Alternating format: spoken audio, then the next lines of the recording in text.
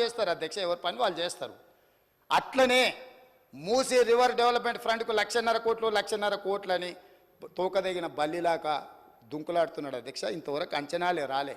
నేనేం చెప్పినంటే రాబోయే 5 సంవత్సరాలలో ఈ హైదరాబాదు నగరాన్ని అభివృద్ధి చేయడానికి 1,50,000 కోట్ల రూపాయలతోని మేము అంచనాలను ప్రతిపాదిస్తున్నాము. నేను చెప్పిన 1,50,000 కోట్లలో అవుటర్ రీజనల్ రింగ్ రోడ్కే దాదాపుగా 35,000 కోట్లు అవుతాయి అధ్యక్ష. కేంద్ర ప్రభుత్వం ఒకవేళ ముందుకు వచ్చిస్తే 50% వాళ్ళు ఇస్తారు అధ్యక్ష. భూసేకరణ కూడా కేంద్ర ప్రభుత్వం 50% ఇస్తుంది అధ్యక్ష. రేడియల్ రోడ్స్ వేస్తే ఒక 15,000 కోట్లు అవుతుంది అధ్యక్ష. మెట్రో రైలు విస్తరించడానికి ఇప్పుడున్న 78 కిలోమీటర్ల మెట్రో విస్తరణ కోసం మనకి 24,000 కోట్ల రూపాయలు అవుతుంది అధ్యక్ష. ఇవాళ సుంకిశాల నుంచి ఇతర ప్రాంతాల నుంచి నగరానికి అవసరమైన తాగునీళ్లు తీసుకురావడానికి మనకు 2,000 కోట్లు అవుతుంది అధ్యక్ష.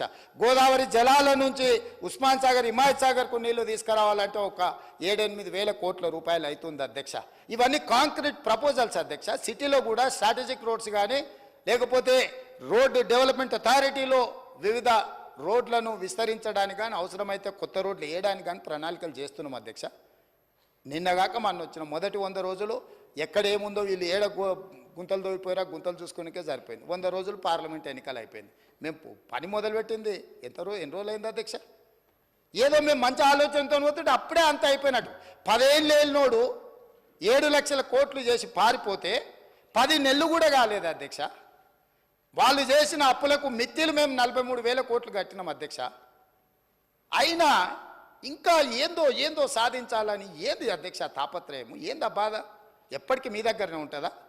మీరే గిట్ల దివాలగాలు మీరే గిట్ల అనుకుంటే నిజాం ఎంత బాధపడి ఉండాలి అధ్యక్ష? 7 తరాలు ఏలిన 220 సంవత్సరాలు ఏలిన నిజాం నవాబు రాజ్యం పోతే ఎంత బాధపడి ఉండొచ్చు అధ్యక్ష? నిజాం నవాబులే ప్రజాస్వామ్యానికి తల ఒగ్గి ప్రజలకు ప్రభుత్వాలు ఇచ్చి భూములు ఇచ్చి వాళ్ళు కట్టినవే కదా అధ్యక్ష. ఇవాళ అసెంబ్లీ ముందరలోనే అసెంబ్లీ ఎవరు కట్టిరు అధ్యక్ష? ఉస్మానియా యూనివర్సిటీ క్యాంపస్ ఎవరు కట్టినరు అధ్యక్ష? నిజాం కాలేజ్ ఎవరు కట్టినరు అధ్యక్ష? ఆలియా స్కూల్ గర్ల్స్ స్కూల్ ఎవరు కట్టినరు అధ్యక్ష? ఉస్మానియా హాస్పిటల్ ఎవరు కట్టినరు అధ్యక్ష? హైకోర్టు బిల్డింగ్ ఎవరు కట్టినరు అధ్యక్ష? అండర్ గ్రౌండ్ డ్రైనేజ్ ఎవరు కట్టినరు అధ్యక్ష? పురాణ పూల్ ఎవరు కట్టినరు అధ్యక్ష? ఇన్ని నిమ్స్, ఆర్థోపెడిక్, నీలోఫర్ హాస్పిటల్, జడ్జిఖానా, ఇట్లాంటి హాస్పిటల్ ఎవ్రీ స్పెషలైజేషన్ ఆర్థో కానీ గైనిక్ కానీ జనరల్ హాస్పిటల్ కానీ ఫీవర్ హాస్పిటల్ కానీ కోరెంటీ. ఇప్పుడు మీరు కోవిడ్ వచ్చినాక క్వారంటైన్ అంటారు అధ్యక్ష. వీళ్ళందరూ పుట్టక ముందే నిజాం గుర్తించి ఇట్లాంటి రోగాలు వస్తాయని quarantine hospital Niloufer hospital Nallakunta దగ్గర తెలుసు కదా అధ్యక్ష, మనం చూసిందే కదా. అది కోరెంటీ అని అంటారు. ఏంది అధ్యక్ష క్వారంటైన్ అంటే? ఏవైనా జబ్బులు వచ్చినప్పుడు చిన్నపిల్లలకి ఏదైనా ఇబ్బంది వచ్చినప్పుడు ఆ అంటువ్యాధుల నుంచి దూరం పెట్టడానికి క్వారంటైన్ హాస్పిటల్ నిజాం కట్టించిండు అధ్యక్ష. నీలోఫర్కి ఇట్లా ప్రతి hospital any specialisation. Cancer Vikarabad, TB hospital కోసం वकाराबाद का हवा लाखों की दवा उताई है ना, खाली हवा से అన్ని ఆలోచనలతోని మెడిసినల్ ప్లాంట్స్ తోని నీకు ఒక మంచి అర్బన్ ఫారెస్ట్ ఇచ్చిపోయింది అధ్యక్ష నిజాం. ఇన్ని అద్భుతాలు ఉన్న నగరం అధ్యక్ష ఇది. ఈ అద్భుతాలు ఉన్న నగరంలో మనము ఎంతో కొంత దాన్ని చెడగొట్టకుండా దాన్ని నిలబెట్టాలని మేము ఆలోచన చేస్తుంటే, ఓవేళ చదువుకొని ఉండొచ్చు అమెరికాలో, ఆ చదువు చెడగొట్టడానికి ఎందుకు వాడాలి అధ్యక్ష? మంచి కోసం వాడవచ్చు కదా. ఇప్పుడు మనకు ఒకవేళ చదువు ఉంది, అవగాహన ఉంది, ఏదైనా ఉందా అనుకోండి అధ్యక్ష. మీకు చిన్న మాట చెప్తా అధ్యక్ష. మన అనుకోకుండా బట్టల షాప్ కొని ఏదో కొనుక్కుందామని అండర్వేర్ డ్రాయర్ తీపిస్తే వాడు మంచి ఇంగ్లీష్లో మాట్లాడుతుండు. నేను అడిగినా, ఇంత మంచి ఇంగ్లీష్ ఉండి అండర్వేర్ డ్రాయర్ అమ్మే పని ఏం చేస్తున్నావు అంటే, నేను కూడా కేటీఆర్తో పోటీ వాడి మాట్లాడగలను సార్. మాటలు నాలెడ్జ్ కాదు, లాంగ్వేజ్ నాలెడ్జ్ కాదు. నాలెడ్జ్ వేరు, లాంగ్వేజ్ వేరు. లాంగ్వేజ్ ఈజ్ ఓన్లీ కమ్యూనికేషన్ కోసం ఉండేది అంటే. నీలాకి ఇంగ్లీష్ వచ్చిన వాళ్ళు ఇక్కడ హోటల్లో ఫుడ్ ఆర్డర్ తీసుకున్నటోడు ఆడికి పోతే నీలాగానే ఇంగ్లీష్ మాట్లాడేటోడు ఉంటాడు. మేము ఎప్పుడైనా కొంచెం మంచి హోటల్కి పోతే వాడు వచ్చి మెనూ ఇచ్చేసి మంచి ఇంగ్లీష్లో మాట్లాడతాడు అధ్యక్ష. సో దాని మాత్రాన మాత్రే అవుతాడా? అవగాహన చెయ్యాలన్న ఉద్దేశము, ప్రజల ఆమోదం ఉంటే నాయకులమవుతాం అధ్యక్ష. ఆశపడితేనో ఎదురుగున్నోళ్ళను అవహేళన చేసినట్టు మాట్లాడితేనో కుదరదు అధ్యక్ష. కాబట్టి ఈరోజు అంతెందుకు అధ్యక్ష, నేను సూటిగా ఒక మాట ఈ వేదిక మీద నుంచి చంద్రశేఖరరావు గారిని, రామారావు గారిని అడుగుతున్నా. ఇప్పుడు గజ్వేల్కు మిషన్ భగీరథలు నీళ్ళు ఇచ్చిండని అధ్యక్ష అన్నాడుగా అధ్యక్ష.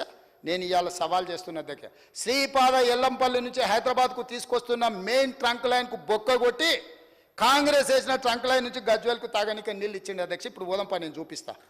నీ గజ్వేల్కి ఇచ్చిన నీళ్లు కూడా కాంగ్రెస్ పార్టీ వేసిన శ్రీపాద ఎల్లంపల్లి నుంచి హైదరాబాద్ నగరానికి తరలించిన గోదావరి జలాల నుంచి బొక్కగొట్టి తీసుకుపోయి ఆయన గొప్పలు చెప్తాడు అధ్యక్ష.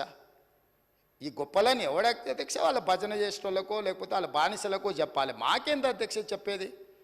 నేనేందంటే సచ్చినపావుని ఏముంది సంపనిక కొట్టని, కానీ సచ్చినపావని నేను పట్టించుకుంటలేను. కాకపోతే ఏమవుతుందంటే అబద్ధాలు అడ్డగోలుగా మాట్లాడి దాన్ని ఏదో నమ్మించాలనే ప్రయత్నం చేస్తున్నారు అధ్యక్ష. అందుకే ఇవాళ దానం నాగేందర్ గారు మాట్లాడినారు అధ్యక్ష. 30 ఏండ్ల నుంచి వారు ప్రజాప్రతినిధి, నాకు తెలిసి మీకు కూడా తెలుసు. ఈ నగరంలో ప్రతి సందు తెలిసినోడు, నగరంలో ప్రతి సమస్య తెలిసినోడు, ఈ నగరం నుంచి మంత్రిగా పనిచేసినోడు, పార్టీ అధ్యక్షుడిగా పనిచేసినోడు, జాతీయ స్థాయిలో ఈ నగరానికి ఏం అవసరం ఉందో గుర్తించినోడు. మీరు అవకాశం ఇచ్చారు, ఆయన మాట్లాడితే తప్పేముంది అధ్యక్ష? ఈ సభలో ఏ సభ్యుడైనా తమరు అనుమతి ఇచ్చినప్పుడు తమ ప్రాంతానికి సంబంధించిన సమస్యల మీద మాట్లాడతారు అధ్యక్ష.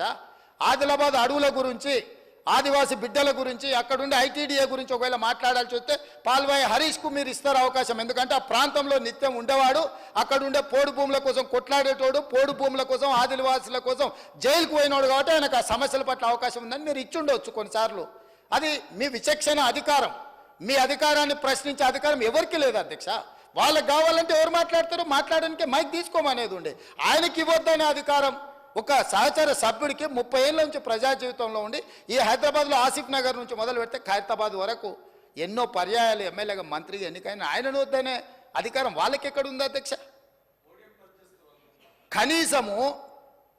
కనీస అవగాహన, విచక్షణ అన్నీ కోల్పోయి ఎవ్వరు మాట్లాడద్దు, మాట్లాడినంతసేపు మైక్ మా దగ్గర ఉండాలి, లేకపోతే మేము పోడియంలోకి వచ్చి అల్లరి చేస్తాం. ఏం పద్ధతి అధ్యక్ష? మేము కూడా ఓపికగా చూస్తున్నాం అధ్యక్ష. నాకు కూడా తెలుసా అధ్యక్ష ఈ సభలో ఏం జరిగిందో. కోమటిరెడ్డి వెంకటరెడ్డి గారు, సంపత్ కుమార్ గారు సభ్యత్వాలు ఎట్లా రద్దు అయిపోయినా మీరు చూసారు కదా అధ్యక్ష. ఆ పని చేయలేమా? మీరు తమరు చేయరా? ఏముంది అల్లరి చేస్తే? ఒక 1/2 డజన్ మందిని రద్దు చేసినాం అనుకో అధ్యక్ష, బుద్ధి వస్తుంది. ఇంకోటి ఎవడాడికి రావాలంటే వెనక ముందు ఆలోచన చేస్తాడు అధ్యక్ష.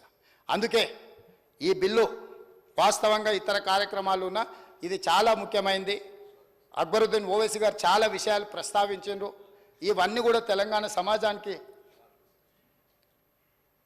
చాలా విషయాల మీద వివరణ ఇవ్వాలని ఈ షార్ట్ డిస్కషన్ని మనము ఇనిషియేట్ చేసి వీలైనంత వరకు అందరి సహకారం తీసుకోవాలన్నదే మా ఆలోచన అధ్యక్ష.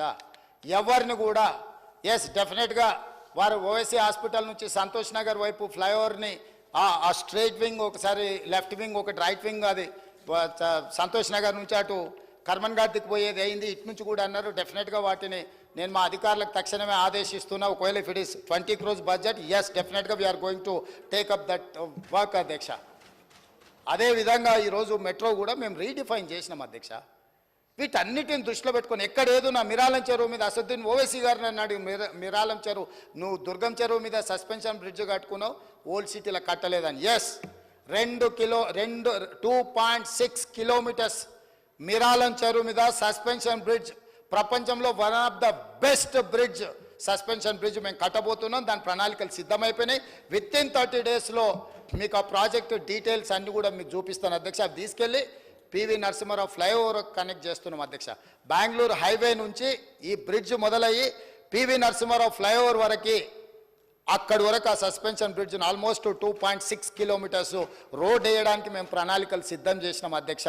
అక్కడనే లండన్లో వాట్ ఈస్ దట్ భయ ఉప్పర్ జాకే సబ్ కుछ दिखा रहे ना, London Eye, maybe London Eye is as London Eye, అట్లాంటిది సేమ్ మిరాలం చెరువులో అక్కడ జూ పార్క్ కూడా ఉంది. అక్కడికి పిల్లలు చాలామంది ఇతర ప్రాంతాల నుంచి సందర్శకులు వస్తారు కాబట్టి లండన్ ఐ లాంటి టవర్ని మిరాలం చెరువులో కట్టదలుచుకున్నాం అధ్యక్ష. ఈ హైదరాబాద్ నగర అందాలు ఎక్కడి నుంచి వచ్చినా చూడడానికి మా శ్రీధర్ బాబు గారు హైదరాబాద్ ఐ అని పెట్టమన్నారు. డెఫినెట్గా వారు ఐటీ ఇండస్ట్రీస్ మినిస్టర్, మీకు తెలుసు కదా అసలే వారు బాబు గారు, వారు ఆదేశించండి అంటే మనం అమలు చేయాల్సిందే. డెఫినెట్గా హైదరాబాద్ హై కింద అక్కడ మనం అద్భుతమైన టవర్ను మనం నిర్మించుకోబోతున్నాం అధ్యక్ష. నేను ఇక్కడి వైపే కాదు అధ్యక్ష, నిజమైన నగరానికి నిజమైన అభివృద్ధిని తీసుకురావాలన్నదే మా ఆలోచన అధ్యక్ష. దాంట్లో భాగంగా మేము పని చేస్తాం, అందరిని కలుపుకొని పోతాం. వైరుధ్యాలు ఉండొచ్చు, నేను మళ్ళీ చెప్తున్నా, ఆనాడు తెలుగుదేశంకి కాంగ్రెస్కి వైరుధ్యాలు ఉన్నాయి, కానీ అభివృద్ధి విషయంలో ఎలాంటి వైరుధ్యం చూపించకుండా అంతకంటే ఇంకా వేగంగా అంతకంటే గొప్పగా అభివృద్ధి చేసినాం కాబట్టి ఇవాళ ఈ నగరానికి అంతర్జాతీయ గుర్తింపు వచ్చింది అధ్యక్ష. గతంలో అంతో ఇంతో వాళ్ళు ఏమైనా చేసి ఉండొచ్చు. ఏం చేసిరు అధ్యక్ష? ప్రగతి భవన్ అని వాళ్ళు ఉండడానికి ఇల్లు కట్టుకురు, సచివాలయం అని ఆయన కూర్చోనికి ఆఫీస్ కట్టుకుండు. ఈ రెండు తప్ప హైదరాబాద్లో కట్టింది ఒకటి చెప్ప అధ్యక్ష. చెప్పండి, మీరు చెప్పండి అధ్యక్ష. నేను అడుగుతున్నా, నేను ఓపెన్ డిబేట్ చేస్తున్నా. వాళ్ళ సౌలభ్యం కోసం, వాళ్ళ విలాసవంతమైన జీవితం కోసం, వాళ్ళ యొక్క పిచ్చి కోసం అందులో రెండు నిజాం కట్టిన మసీదులు, రాజశేఖర రెడ్డి గారు ఉన్నప్పుడు షబ్బీర్ అలీ గారు కట్టిన నమాజ్ చేసుకున్న మసీదులను కూలగొట్టింది అధ్యక్ష. ఆ పాపం ఎక్కడికి పోతుంది అధ్యక్ష? మసీదులను షహీద్ చేస్తే మసీదోంకు షహీద్ కియే తో వోయి ఆప్ भी షహీద్ होगे సర్కార్ సే. ఆడ ఒక అద్భుతమైన టెంపుల్ ఉండేది. ఆ టెంపుల్ ఎప్పుడు 103 సంవత్సరాల హిస్టరీ ఉన్న టెంపుల్. అక్కడ ఎవరు ఏం చేసినా కూడా అక్కడ మొక్కి పనులు మొదలెట్టి ఆ టెంపుల్ కూడా తొలగించిండు అధ్యక్ష. అమ్మవారి టెంపుల్ అదే. సో నీ సెంటిమెంట్ల కోసం ప్రజల సెంటిమెంట్ను ఫనంగా పెడితే ఏమైంది అధ్యక్ష? చివరికి దిక్కులేని పరిస్థితి వచ్చింది అధ్యక్ష. ఒక దగ్గర శాసనసభ కోల్పోవాల్సి వచ్చింది, అధికారాన్ని కోల్పోవాల్సి వచ్చింది, పార్లమెంట్లో 0 వచ్చింది. కాబట్టి ఇప్పటికైనా ఇట్లాంటి విషయాలు వచ్చినప్పుడు మనందరం కలిసికట్టుగా ఒక తాటి మీదకి వచ్చి మన నగరాన్ని అభివృద్ధి చేసుకోవడానికి సహకరించాలి. తప్పకుండా విదేశీ పర్యటనల నుంచి ఇప్పుడు కొరియాలో కూడా కొన్ని విషయాలు చూడడానికి వెళ్తున్నాం, అమెరికాలో కూడా కొన్ని అభివృద్ధి కార్యక్రమాలు ఏం తేవాలా, ఏ రకంగా పెట్టుబడులు తీసుకురావాలనో వీటన్నిటిని కూడా చూస్తాం అధ్యక్ష. మాకున్న అనుభవాలే కాదు, అనుభవాలు ఉన్న గొప్ప వ్యక్తుల నుంచి కూడా సూచనలు తీసుకొని హైదరాబాదు నగర అభివృద్ధి కోసం, తెలంగాణ కోసం green Telangana 2050 big master plan మేము ప్లాన్ చేస్తున్నాము.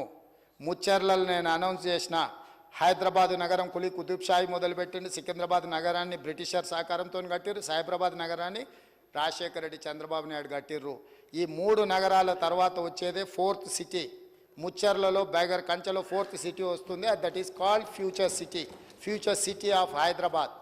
అది మనము తమరి నాయకత్వంలో నిన్న మిమ్మల్ని అందరినీ అందరం వెళ్ళి మనం ఏదైతే అక్కడ భూమి పూజ చేసినామో అక్కడ ఒక అద్భుతమైన నగరాన్ని నిర్మించి ప్రపంచానికి అందించే బాధ్యత ఈ ప్రభుత్వం, ఈ మంత్రివర్గం తీసుకుంటుంది. కాబట్టి ఈ షార్ట్ డిస్కషన్లో మీరు అందరు ఇచ్చిన సూచనలు, చాలా సూచనలు ఉన్నాయి.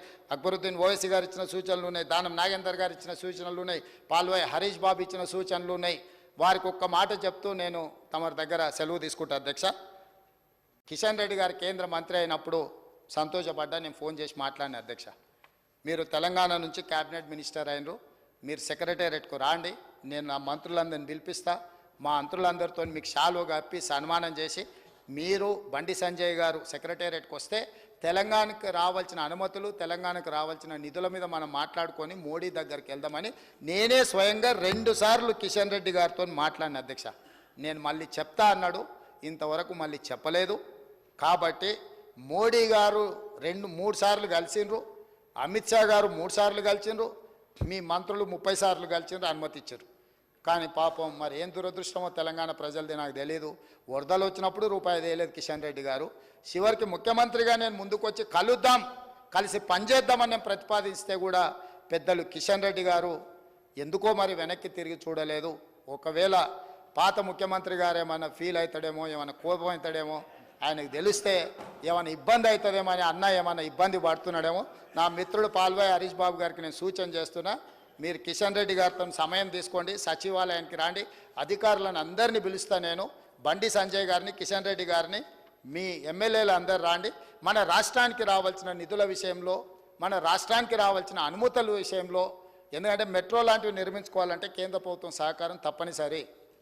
మూసీ రివర్ డెవలప్మెంట్ ఆ ఏరియాని చేసుకోవాలంటే మన కేంద్రం సహకారం అవసరం. రీజనల్ రింగ్ రోడ్ ఇప్పుడు హాఫ్కే నేషనల్ హైవే నెంబర్ ఇచ్చిండ్రు 161A. మిగతా సదరన్ పార్ట్కు ఇవ్వలేదు. అది ఇవ్వాలి అని అంటే కేంద్ర ప్రభుత్వం అనుమతి ఇవ్వాలి.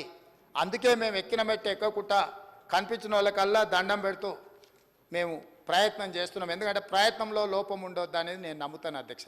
ఇస్తారా ఇవ్వరా వాళ్ళ విచక్షణ అధికారం, వాళ్ళ ఇష్టం. నేను ఇవ్వండి అని మాత్రం అడగకపోతే నా తప్పు అవుతుంది, ఇవ్వకపోతే వాళ్ళ బాధ్యత అవుతుంది. కాబట్టి కేంద్ర ప్రభుత్వం నుంచి నిధులు రాబట్టుకోవడానికైనా అనుమతులు తెచ్చుకోవడానిక నిస్సందేహంగా ఇక్కడ ఉన్న ఎమ్మెల్యే సోదరులని తప్పకుండా అడుగుతాం. మీరు సొంతంగా మీరు వస్తామని అంటే మీరు మీ టికెట్లు కొనుక్కుంటామంటారు. మా టికెట్లు మీరు కొన్నా కూడా మాకేం అభ్యంతరం లేదు. ఎందుకంటే ప్రభుత్వం జర అప్పులలో ఉంది, ఖర్చులలో ఉంది ప్రభుత్వం. మా టికెట్లు కూడా మహేశ్వర రెడ్డి గారు లాంటి వాళ్ళు శ్రీమంతులే కొనగలుగుతారు. మా వెంకట్రామ్ కూడా డబ్బులు ఉన్న ఆసామే అనే నేను అనుకుంటున్నా. హరీష్ అయితే కొంచెం కష్టాలలో ఉన్నాడు, కానీ వెంకట్రామ్న అండ్ మహేష్ ఇద్దరు ఆర్థికంగా స్థితిమంతులే, శ్రీమంతులే. వాళ్ళందరూ కూడా రెడీ హాస్టల్ స్టూడెంట్సే. వాళ్ళందరూ నాకు ముందు నుంచి తెలిసిన వాళ్ళే. పాయలశంకర్ పేదోళ్ళే, కష్టపడేటోడు, పేదల ప్రతినిధి. పాయలశంకర్ని మనం అందరం కలిసి నడపాలి, నడిపించుకోవాలి. కాబట్టి అందరికీ నేను ఎందుకు ఈ విషయాలన్నీ ప్రస్తావిస్తున్నట్టే, ప్రతి ఒక్కరితో 90% నాకు పర్సనల్ అసోసియేషన్ ఉంది అధ్యక్ష. వ్యక్తిగతంగా నాకు చాలా సత్సంబంధాలు ఉన్నాయి. సార్ నేను ఇక్కడ నించున్నప్పుడు, నేను ఒక పార్టీకి బాధ్యత వహించినప్పుడు నేను బాధ్యతాయుతంగా వ్యవహరించాల్సి వస్తుంది. నేను నరేంద్ర మోడీ గారిని బడేబాయ్ అన్నా లేకపోతే ఇంకెవరినైనా కలిసినా అంటే మన నగరానికి, మన రాష్ట్రానికి రావాల్సిన నిధుల కోసం, అనుమతుల కోసం ప్రయత్నం చేస్తున్నా. కాబట్టి నేను అందరితో ఒక పర్సనల్ రిలేషన్ని బిల్డ్ చేస్తున్నాను. గవర్నర్ గారితో మాట్లాడినా, లేకపోతే చీఫ్ జస్టిస్ ఆఫ్ తెలంగాణతో మాట్లాడినా, ఎవరిని కలిసినా కూడా నా తాపత్రయం అంతా నాకు ఒక మంచి అవకాశం వచ్చింది. అవకాశాన్ని తెలంగాణ ప్రజలకు ఉపయోగించాలన్న ఆలోచనతోటి చేస్తున్నాం. చట్టంలో మార్పులు తీసుకొస్తున్నాం. ఇందులో ఇంకా గోయింగ్ ఫార్వర్డ్ ఏమైనా అమెండ్మెంట్ చేసుకునేది ఉంటే చేసుకుందాం అధ్యక్ష. ఏముంది, మన చేతుల్లో ఉన్న విషయం కదా. ఈ సభలో కాకపోతే ఇంకేమైనా సవరణలు చేసుకునేది ఉంటే వచ్చేసారి చేసుకుందాం అధ్యక్ష. ఇప్పుడు మా సాంబశివరావు గారు ఎప్పుడొచ్చినా ఆడ మా వాళ్ళు గుడిసెలు వేసుకున్నారు, పట్టాలు ఇవ్వాలి కదా, ఈడ ఉన్నారు కదా, పేదోళ్ళకు నువ్వు ఏదో ఒకటి చేయాలి కదా అని వస్తుంది. ఎస్, డెఫినెట్గా సందర్భం వచ్చినప్పుడు అవి భూదాన్ భూములైనా ప్రభుత్వ భూములైనా ఇవ్వగలిగింది ఉంటే డెఫినెట్గా పట్టాలు ఇస్తాం. వాళ్ళు ఒకవేళ ఇండ్ల పట్టాల కోసము వాళ్ళు ఎజిటేషన్ చేసినప్పుడు కొన్ని కేసులు ఉంటే తొలగించమని నా దృష్టికి తీసుకొచ్చి రేస్ డెఫినెట్గా లీగల్గా ఎగ్జామిన్ చేసి మా అధికారులతో మాట్లాడి వాటిని కూడా తొలగించడానికి ప్రయత్నం చేస్తాం అధ్యక్ష. మాకేం కక్ష ఉంటుంది అధ్యక్ష? వాళ్ళందరూ కోరుకుంటేనే ఈరోజు ఇక్కడ ఉన్నాం అధ్యక్ష. వాళ్ళందరితో వ్యతిరేకత తెచ్చుకొని మేం పాలకులం, వాళ్ళు బానిసలు, ఇట్లా ఉద్దేశం మాకు లేదు అధ్యక్ష. ఇది ప్రజాప్రభుత్వం, ప్రజల కోసమే పనిచేస్తుంది. ప్రజల కోసం పనిచేసే క్రమంలో ఒక మంచి ఆలోచనను మేము ముందుకెళ్ళినప్పుడు దాంట్లో కొన్ని చిన్న చిన్న ఒడిదుడుకులు ఉంటే మీరు సూచన ఇస్తే డెఫినెట్గా తీసుకుంటాము. అందుకే షార్ట్ డిస్కషన్లో మీరు అందరు సంపూర్ణంగా మద్దతు ఇవ్వండి. మీ సూచనలు అన్నిటిని కూడా అమెండ్మెంట్ చేసుకొని ఒక అద్భుతమైన నగరంగా తీర్చిదిద్దడానికి ప్రయత్నం చేస్తుందండి తెలియజేస్తూ మీ దగ్గర సెలవు తీసుకుంటున్న అధ్యక్ష. ధన్యవాదాలు.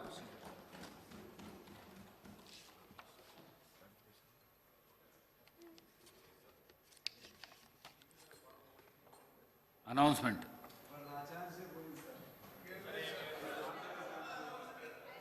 హైదరాబాద్ కదా అని. థ్యాంక్ యూ సాంబశివరావు గారు. Announcement. I am to announce to the House that as per